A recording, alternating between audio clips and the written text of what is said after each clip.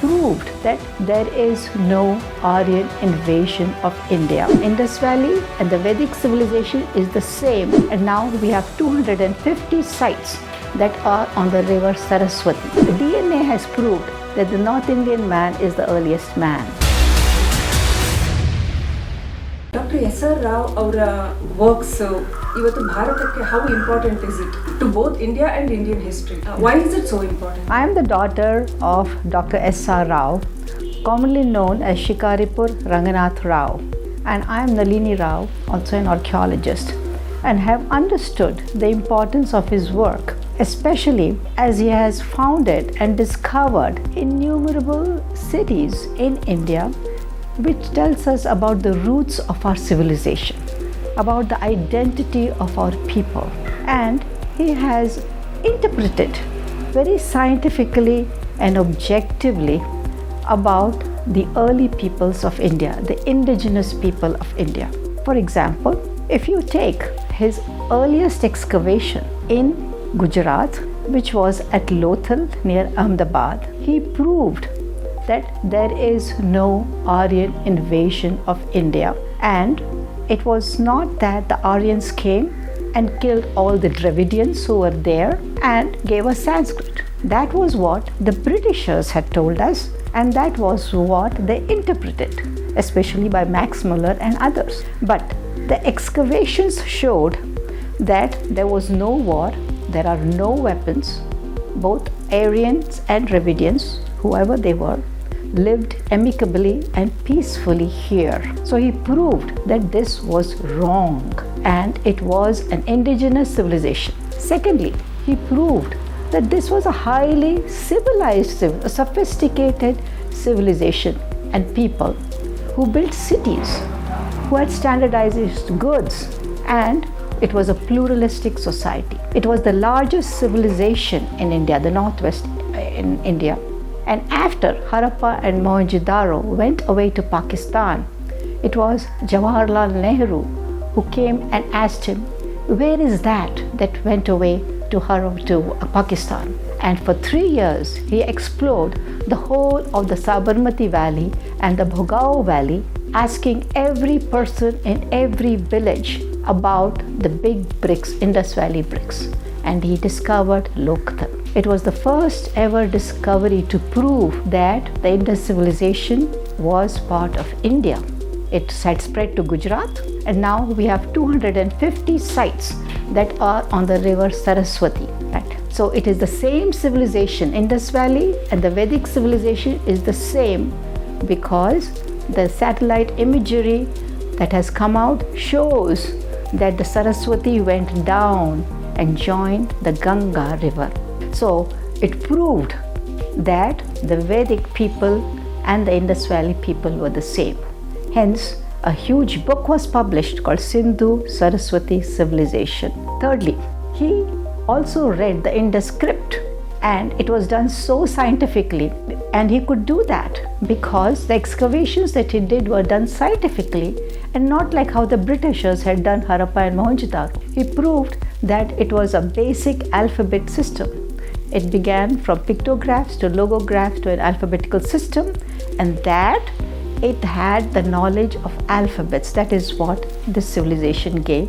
And when he read that script, it tallied with Vedic clans that comes in the earliest Veda, that is the Rig Veda. So there are lots of words like Bhaga, Kasha, Kashpa, and many other words, hundreds of words that tally with the Vedic civilization. Hence, it is a human service that he has done to Indian culture. And it is important not just to India, but also to the West, saying that here is a very advanced people who lived here, and we are the generations who belong to that advanced civilization. Today, this Aryan invasion theory still exists in India and in many parts of the world for various other reasons. But I just want to ask you, how do intellectuals, historians, archaeologists react to this theory even today all over the globe? In fact, they have reacted very favorably. It is India who has not introduced it in the textbooks, and major archaeologists, whether it is Kenner, Indus Valley archaeologists. Do they agree that Aryan invasion happened, or do they agree with what Dr. S.R. Rao has said? They agree with what S.R. Rao had said, that there was no invasion, there was no attack, there were no weapons, there was no fighting and no war. Secondly, the question is, was there a migration? The migration might have been there, but DNA has proved that the North Indian man is the earliest man. So there is the DNA evidence that is also coming out. So it is not, and in fact there's another theory that the Indians might have gone to that side as well. So this was one huge civilization that stretched all the way even from the southern borders of Iran and to Pakistan, present-day Pakistan, and Gujarat Valley, as well as to the Ganga region till the Doab, right? And then what happened is, because of some tectonic disturbances and the Saraswati River going down and joining the Ganga, we find that the people moved, and they moved in all different places. So we have the Sinoli excavations where we have found lots of material, and they moved from there to the epic period. And so when they moved, he was able to discover Dwarka, and that they knew the technology that the Indus Valley civilization had. They built their fortress the same way. They built stones the same way. They wrote the same way, except it came from right to left and left to right. They had the same words, and the same three-headed animals are there, right? So we get similar material artifacts that shows the connection from the Indus Valley to the Post Valley. And then we now come to the Mahabharata period, which is the epic period, Ramayana and Mahabharata period. And of course, from there onwards, you have the Buddhist period, where everything becomes very clear to us. So this period, we call it, so the Indus Valley civilization is divided into three periods: early period, the mature period, and the late Harappan period, and then come the post-Harappan period, right? We call that the post-Harappan period. Paradoxically, even in Karnataka, till today, even today, primary students do read that Aryan invasion happened in the textbooks. How would you like to react to it? It is a great pity that the government of India or the local governments, those who write the textbooks, are not aware of all the research that has gone for the last 50 years. And not only that, having worked in the for the textbooks that is produced in California for 6th and 8th graders, there was a big issue, as you all know. Once in 6 years, the textbooks are rewritten. And it said in that textbook, it was written about Hinduism in India, that Kali drinks blood, yoga is slow breathing, our invasion occurred. So scholars like us were called, including Dr. Shiva Bajpai, who edited. But unfortunately, there was a court injunction brought against Hinduism and India, saying it should not go through. So there was a big debate for 10 years. We went in front of the education board in California, and we were given 1 minute to talk about this. It was 10 years it took us to fight that, and now it has been introduced in all the textbooks in not just California, in the whole of America, because California produces most of the textbooks for middle school over there. So they have adopted recent researchers, and they are open-minded, and they have consulted many other archaeologists who are Indian, who have studied India. You were telling about some intellectuals, historians, archaeologists all over the world who agree with Dr. S.R. Rao's inventions. Mm-hmm. Can you tell some more things about it? Yeah, I mean, whether you look at Dr. Lal, Dr. Schaefer, Kenner, Dr. Kark, right, Bisht, even Indian archaeologists, and all those who have written, right, Kakar and Ashoka Klujkar, they had a big international conference on this called Sindhu Saraswati Civilization, and we produced a very, very authentic book with great depth and great detail as to why we are saying that these people are indigenous. It is impossible for a civilization to leave its own language and adopt Sanskrit. In fact, one of them, called Kazinas from Greece, said, "It took me 13 years to learn Sanskrit. Why would anyone give up their language and learn such a difficult language as Sanskrit?" You mean to say a war can just erase the whole history of a language and script? It is impossible, right? So here, in that Indus civilization, there was a lot of experimentation with language, with symbols, and we have images of Agni, we have images of Shiva, we have images of the fire altar. We have got all those about fire altars, about the ladle, and about even the kumkum. So all that shows that here the people lived. So the big question was, was this an urban or was that an agricultural? Any urban civilization needs agriculture for hinterland to grow crops, right? So the fact that this major cities that were there are on the river Saraswati, not on the river Indus, right? And the 33 times in the Rig Veda, the word Saraswati comes, and it is a goddess that is there, right? So what more proof do we want? Even if you excavate more sites, you're not going to find anything more. And so Indian archaeologists are trained in the West. My father himself was trained in France, in Germany. They're all very scientifically, they do the excavations. In fact, my father was awarded individual excellence in archaeology by the Queen of England. So of how scientifically he discovered this and Dwarka. Dr. Rao discovered Dwarka long ago. What are the developments that have happened after that? Now, what is happening in that regard? From 1980 to 1997, there were 17 crews that was taken towards Dwarka and Bet Dwarka as you go there, right? And very detailed videos, books, over 5 to 10 books have been published. And he did a conference every year, and archaeologists from Australia and all over the world came and proved it. Yes, and he wanted a way where you can really go and see the sunken parts of it. Well, because of security reasons, that is hard. But then he really wanted a Dwarka Heritage Center to be built, and that is now being done in Bombay. Okay, and funds are being collected for it, where the model of the whole city is going to be produced just as the way he discovered it. And there is drawings, lots of drawings about it, how big the stones were, how they were joined, how the bastions were, how tall the fortress was, and what were the gates, how many streets, and what were the industries that might have, where did the houses were, and in the center. Although they did not really discover a temple because Krishna was not yet a god, they have discovered the anchor stones. They have discovered anchor stones, they have discovered the script, they have discovered small seals that show about the animals, the type of animals, and post-Indus symbols that were used. So this is going to be recreated. Okay. Now, what we need is, of course, we need divers, archaeologists who are divers and divers who are archaeologists. Okay, and the archaeological, he set up a separate, because of his experience, long experience, he had the courage to go underwater and send divers and get cameras and TV equipment and others from abroad, and make drawings, insert bows and get all the scientific equipment you need for underwater archaeology, right?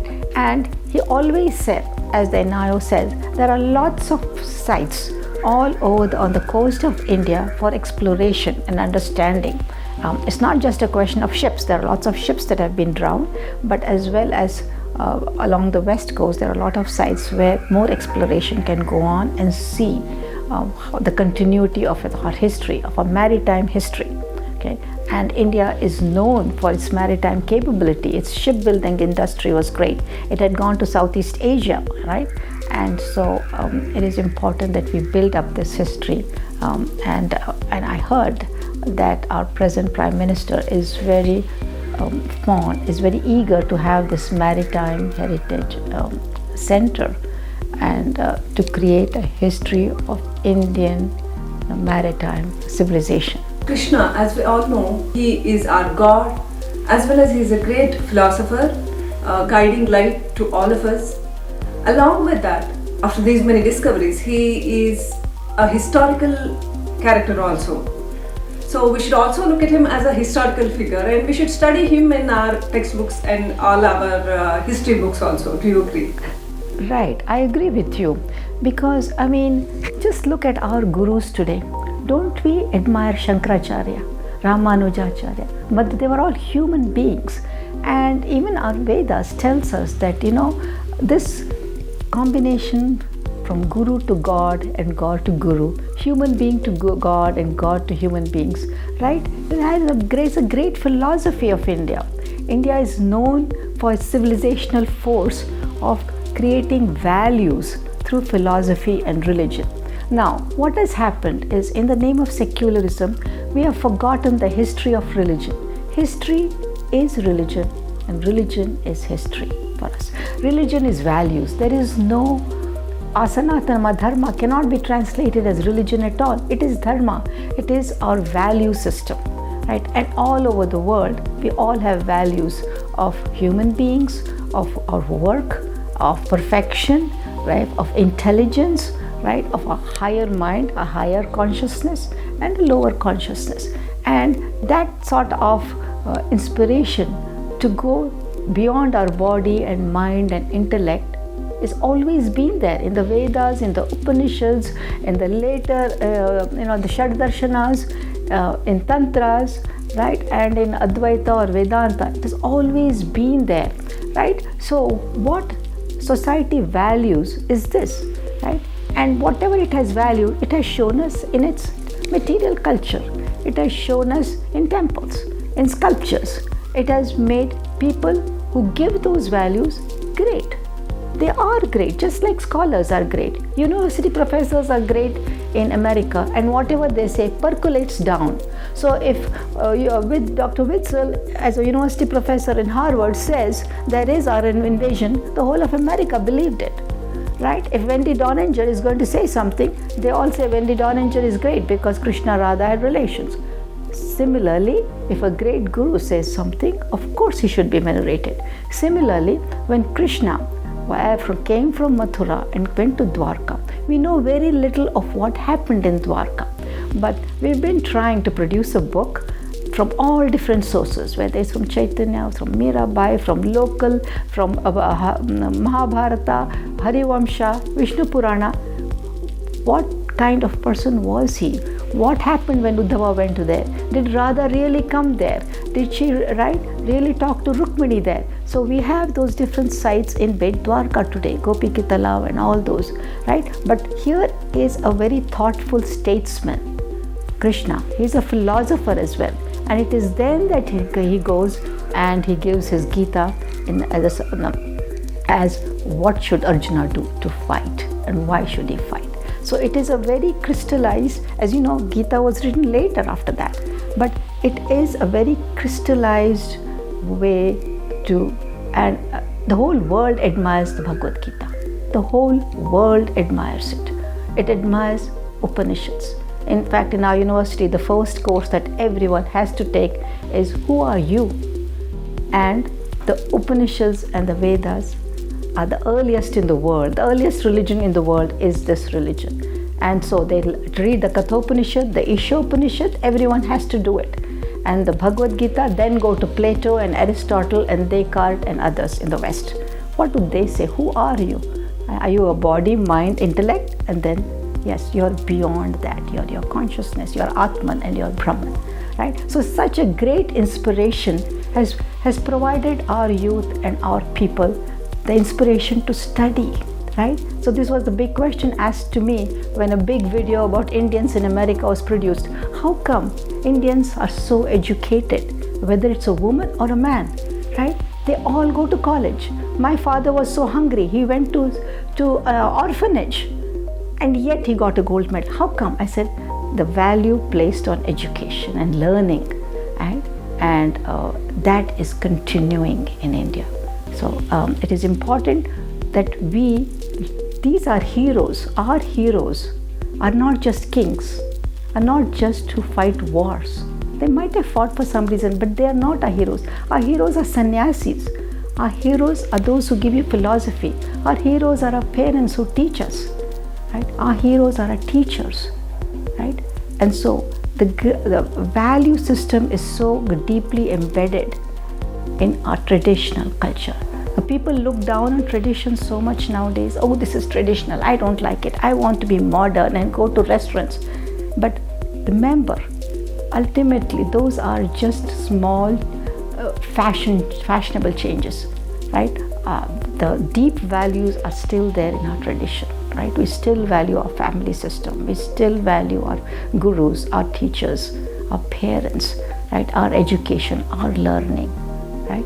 And we hope it will continue and our youth will realize it. So it's very important to put this in our textbooks and in many books, and just produce a whole bunch of books to be just given freely to students.